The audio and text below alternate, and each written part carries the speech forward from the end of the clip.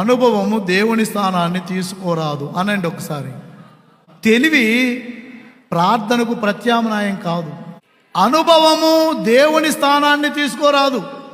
చాలా అనుభవం ఉంది నాకు. అక్కడ మందిరం కట్టాం, 1 2 3 స్టెప్పులు కట్టాం, ఇక్కడ ఒక మందిరం కట్టాం, అది కాలిపోయింది, మళ్ళీ కట్టాం. ఇప్పుడు గుంటూరులో మందిరం కడుతున్నాం, వస్తుంది.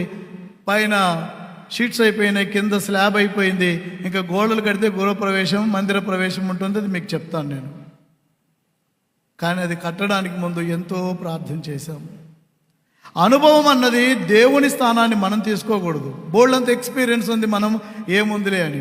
ఫర్ ఎగ్జాంపుల్, మీరు బైబిల్లో ఏ వచనమైనా నాకు ఇస్తే 5 నిమిషాలు టైం ఇవ్వండి, దాని మీద నేను వ్యాఖ్యానం చేసి ప్రసంగించగలుగుతాను. ఎందుకంటే నాకు 40 సంవత్సరాల పైచిలకు వాక్యం చదివి వాక్యము ఏం మాట్లాడుతుందో అర్థం చేసుకునే జ్ఞానం ఉంది. ఈ అనుభవంతో నేను మీకు ఈరోజు నా ప్రసంగం చెప్పట్లేదు.